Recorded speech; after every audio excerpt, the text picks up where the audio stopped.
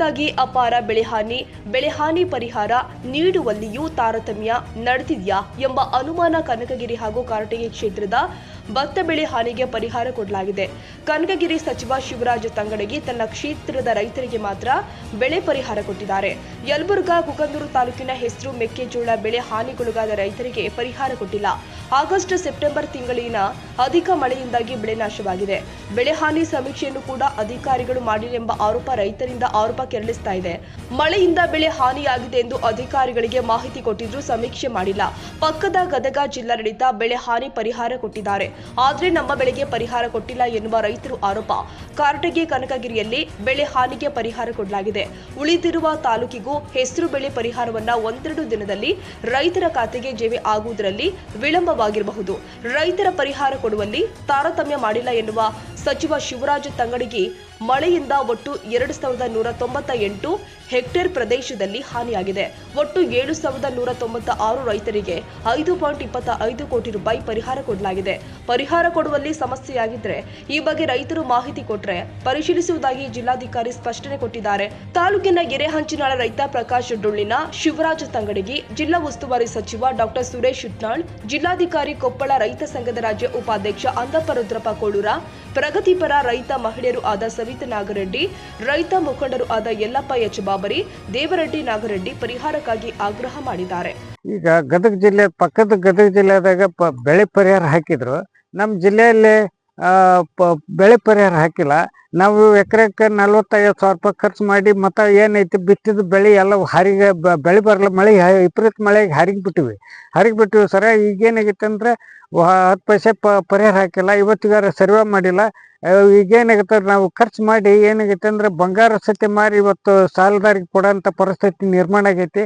ನಮ್ದು ಇವತ್ತು ರೇಟ್ ಪರಿಹಾರ ಈ ಸದ್ಯಕ್ಕೆ ಇವತ್ತು ಶಿವರಾಜ್ ತಂಗಡಿಗಾರ ಆಯ್ತು, DC ಆಯ್ತು, ಇವತ್ತು ಸ್ಥಳೀಯ MLA ಆಯ್ತು ಹಾಕ್ಬೇಕು. ಇಲ್ಲ ಅಂದ್ರೆ ನಾವು ಆತ್ಮಹತ್ಯೆ ಮಾಡ್ಕೊಂಡು ಅದು ಅಷ್ಟ ಬಾಕಿ ಉಳಿತೈತಿ. ಈಗೇನಾಗತ್ತೆ ಅಂದ್ರೆ ಸಾಲ ಮಾಡಿದ್ರೆ ಮತ್ತೆ ಮುಂದಲ್ದಕ್ಕೂ ಇಲ್ಲ ಹಿಂದಲ್ಕಿಲ್ಲ, ತಿನ್ನಕ್ಕೆ ಏನು ತಿನ್ಬೇಕು ನಾವು ಗತಿಯೇ ಇಲ್ಲ. ಈಗ ತಿನ್ನಕ್ಕೆ ಸಮಸ್ಯೆ ಆಕೈತಿ. ಶೀಘ್ರದಲ್ಲಿ ನಮ್ಗೆ ಪರಿಹಾರ ಕೊಡ್ಬೇಕು. ಒಂದು ಪರಿಹಾರ ಕೊಡ್ಲಿಲ್ಲ ಅಂದ್ರೆ ಆತ್ಮಹತ್ಯೆ ಮಾಡ್ಕೊಂಡು ಅದು ಅಷ್ಟ ಉಳಿದೈತಿ. ನಿಮ್ಮನ್ನ ಕೇಳೋರು ಮತ್ತೆ ಯಾರು ಕೇಳ್ಬೇಕು? ನೀವು ಪರಿಹಾರ ಶೀಘ್ರದಲ್ಲಿ ಹಾಕ್ಬೇಕಂತೇಳಿ ರೈತ ಸಂಘದ ರಾಜ್ಯ ಉಪಾಧ್ಯಕ್ಷ ಈ ಮಾಧ್ಯಮ ಮೂಲಕ ನಮ್ಮ ಮನವಿ ಮಾಡ್ಕೊಂಡಿದ್ದೆ. ಧನ್ಯವಾದಗಳು.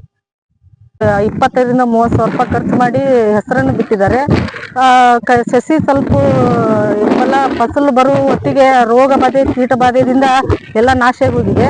ಅದಕ್ಕೆ ಸರ್ಕಾರ ಇದಕ್ಕೆ ಆದಷ್ಟು ಬೇಗ ಗಂಭೀರವಾಗಿ ರೈತರ ಸಮಸ್ಯೆಗಳನ್ನ ಪರಿಹರಿಸಬೇಕು. ಮತ್ತು ಅವ್ರಿಗೆ ಎಲ್ಲ ನಮ್ಮ ರೈತರಿಗೆ ಎಲ್ಲರಿಗೂ ಇದೊಂದು ಬಂದು ಅದನ್ನ ನೋಡಿ ಅವ್ರಿಗೆ ಪರಿಹಾರ ಕೊಡುವಂತ ವ್ಯವಸ್ಥೆಗಳು ಆಗ್ಬೇಕು.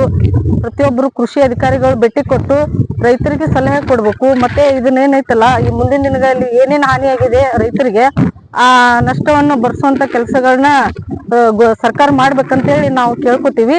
ಇದನ್ನ ಮತ್ತೆ ಅವ್ರು ಪರಿಗಣಿಸಿ ಹೋದಲ್ಲಿ ಎಲ್ಲಾ ತಾಲೂಕಾ ಮತ್ತು ಗ್ರಾಮದ ಮಟ್ಟದಿಂದ ಎಲ್ಲಾ ರೈತರು ಕೂಡಿ ಉಗ್ರ ಹೋರಾಟಕ್ಕೆ ಇಳಿಯುವಂತ ಕೆಲಸಗಳು ಮುಂದಿನ ದಿನಗಳಲ್ಲಿ ಆಗತ್ತೆ. ಈಗ ನಮ್ದು ರೈತರದು ಬಹಳ ಹಾನಿ ಆಗೈತ್ರಿ. ಮಳೆ ಆಗಿ ಅತಿವೃಷ್ಟಿಯಾಗಿ ಮುಂಗಾರಿ ಹೆಸರು ಬಿತ್ತಿದಾಗ ನಮ್ದು ಬಹಳ ಹಾನಿ ಆಗೈತಿ. ಮಳೆ ಹತ್ತಿ ಎಲ್ಲ ಕೊಳತೋಗೈತಿ, ಮನೆಯಾಗಿ ಹೆಸರು ಕೊಳತೋಗ್ಯಾವು. ಇದಕ್ಕೆ ಬೆಳೆ ಪರಿಹಾರ ನಮ್ಮ ಸರ್ಕಾರ ಏನೂ ಪರಿಹಾರ ನೀನು ಕೊಟ್ಟೇ ಇಲ್ಲ. ಪಕ್ಕದ ಹಳ್ಳಿಯಲ್ಲಿ ಗದಗ ಜಿಲ್ಲಾದೊಳಗ ರೈತರಿಗೆ ಸಹಾಯ ಮಾಡಿದ್ರು, ಅವ್ರಿಗೆ ಬೆಳೆ ಪರಿಹಾರ ಕೊಟ್ರು. ನಮ್ಮ ಕೊಪ್ಪಳ ಜಿಲ್ಲಾಕ್ಕೆ ಯಾಕೆ ಬಂದಿಲ್ಲ ಅಂತ ನಾವು ಮನವಿ ಕೇಳ್ಕೊಳಕತ್ತೀವ್ರಿ.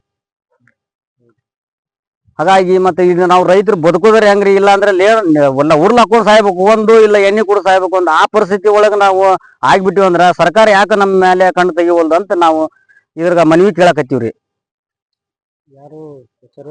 ಯಾರು ಸರ್ವೇಕ್ ಸಹಿತ ಬಂದಿರಿ ಸರ್. ನಮ್ಮ ರೈತರಿಗೆ ಅಂದ್ರೆ ಏನು ಬೆಲೆನೇ ಇಲ್ದಾಗ ಆಗ್ಬಿಟ್ಟೈತಿ ಇಲ್ಲಿ ಕೊಪ್ಪಳ ಜಿಲ್ಲೆದೊಳಗ.